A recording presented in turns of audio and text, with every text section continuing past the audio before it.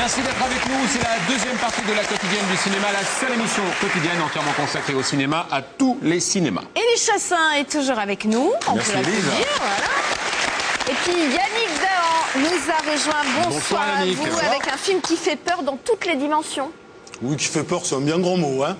On parle de saucette, ce qui promet beaucoup. Oui, en effet. Focus sur Potiche, le nouveau long métrage de François Ozon qui sortira demain. Nous parlerons également box-office, les tops de la semaine en France et aux États-Unis. Mais tout de suite, mon top of the pops, Nicolas Ray. Bonsoir à tous les deux, bonsoir mon enfant du Marais. Bonsoir Terminator. Scoop, votre humble serviteur vient de décrocher un rôle de cinéma dans Star Trek 2, sortie prévue en 2014, début du tournage le mois prochain, et à la réalisation, Yannick Dahan ici présent, messieurs dames. Bravo. Ce qui me ferait énormément plaisir si c'était vrai. Tout est vrai et tout a commencé hier soir. J'avais opté pour une journée spartiate. 24 heures de pénitence et d'écologie. J'ai recyclé l'eau de mon bain et déposé le résultat de mes ablutions dans un bol en terre cuite avec quelques morceaux d'ongles sales à l'intérieur, histoire de me faire plaisir malgré tout. J'ai bu la douce substance en fermant les yeux pour remercier la terre d'exister. Alors, c'est arrivé par le ciel, un raffut monstre. J'ai regardé par la fenêtre, un jet privé venait d'atterrir au coin de ma rue. Quelques secondes plus tard, 3 men in black défonçaient ma porte et m'embarquaient jusqu'à un Boeing privé avec, comme unique explication, la phrase suivante: Maître Dahan désire te voir. Vêtu d'une combinaison en latex rouge prêtée par Monsieur Spock, Yann se trouvait effectivement dans un étrange cockpit. C'est pas dit de cheval, t'as remarqué, hein. Non, j'ai pas dit. C'était tentant en même temps, mais tu l'as pas dit. Malgré mon micro qui vient de tomber, malgré un intérieur en cuir avec siège inclinable et chauffant, malgré un tableau de bord en bois exotique muni de 462 boutons, soit un de plus que dans la guerre des étoiles, Yannick semblait inconsolable. 25 membres de bord, vêtus en esclaves romains, se reléguaient afin de lui offrir un Kleenex neuf en soie brodée avec ses initiales. Et il faut que je te raconte, a commencé Yannick, il faut que ça sorte, il faut que je te le dise. Voilà, j'étais prêt à commencer le tournage du Retour qui tue de la Horde en furie cette garce. Et puis on m'a proposé 800 millions d'euros pour faire cette bouse américaine de Star Trek 2 et j'ai craqué. J'ai trahi mon éthique de film de genre. Yannick a pris un temps. À l'aide d'un compas laser, il a crevé l'œil d'un de ses esclaves, puis il a poursuivi. Mais il y a pire, Nicolas. Penelope Cruz veut à tout prix que j'aille chez elle. Et j'ai la pression, parce qu'elle possède un waterbed de 3 mètres sur 3.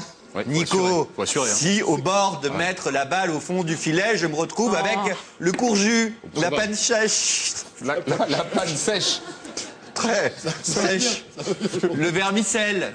Yannick, j'ai fait, on se reprend.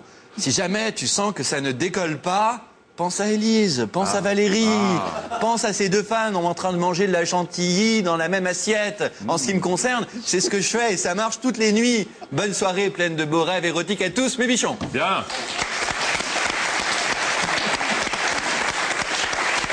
Voilà. Le nouveau film de François Ozon en salle dès demain s'appelle Potiche. Voilà donc Potiche, le nouveau film réalisé par François Ozon en salle dès demain, chaudement recommandé par la quotidienne du cinéma. Autre genre, cinéma de genre. La parole à Yannick Dahan qui est tout sauf une potiche. C'est devenu une franchise et du coup, business is business, ça arrive en 3D. En gros, c'est saucette. C'est saucette, c'est saut 3D. Bon, Voilà. alors la 3D, c'est l'argument de vente pour nous sortir un nouvel épisode, mais c'est pas fondamentalement ultra nécessaire pour la franchise. Ils auraient sorti saucette sans 3D, ça aurait marché aussi. Donc voilà, maintenant, on montre peut-être un extrait avant. Si tu veux. Montre un extrait. Alors, un extrait de Saut 3D. Voilà.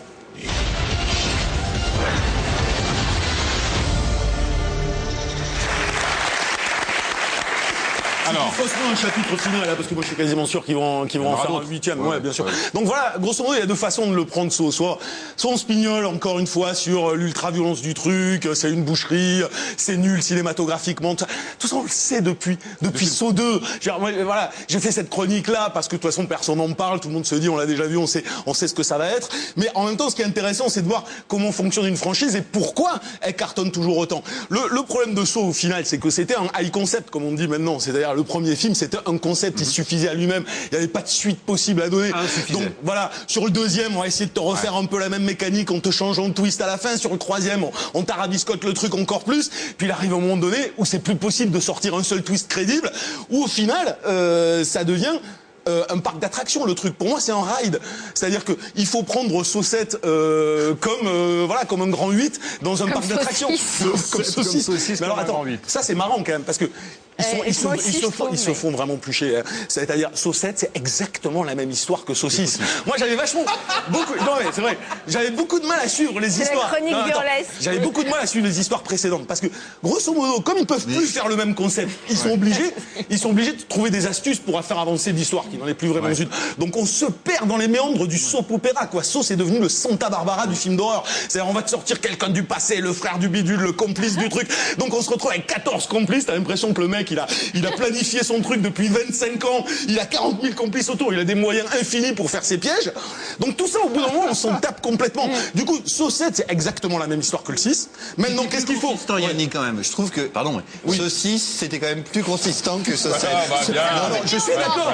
Non mais je suis d'accord. Super bien amené. Non mais pourquoi c'est pas si catastrophique que ça, Saw 6 C'est que dans les précédents, quand il y a James Wan et les deux premiers réals qui se sont barrés, qui sont plus producteurs, qui ont plus écrit, ils se sont arrêtés au 3e. Le producteur est mort au 3e, ils ont rajouté quelqu'un et là ils ont fait venir un type au nom prédestiné qui s'appelait Darren Lynn Bousman, je l'invente pas. Et ce type-là a torché donc le 3, le 4 et le 5 qui sont des purges, qui sont irregardables. Puis il y a ce type qui s'appelle, alors son nom est imprononçable, Kevin Grutert, voilà, qui est arrivé au 6e et qui, à défaut de pouvoir changer la narration, proposait quand même une réelle d'une intensité nettement supérieure. C'est devenu de la boucherie, c'est encore plus gore. Le 6 et le 7 sont encore plus gore que les précédents. Sauf que ils se sont rendus compte que le torture porn, qui était devenu à la mode, tous ces films où on torturait les gens de manière extrêmement sadique, ça marchait plus au cinéma. Donc le 7, c'est devenu un peu comme une destination Fidèle 3, c'est-à-dire c'est de la pantalonnade, on se marre ouvertement, on n'est plus là pour l'histoire, on est là pour voir les meurtres. Apport de la 3D 0. La 3D, franchement, qu'est-ce que tu peux faire dans la 3D dans un Saw 7 Tu fais de l'explosion.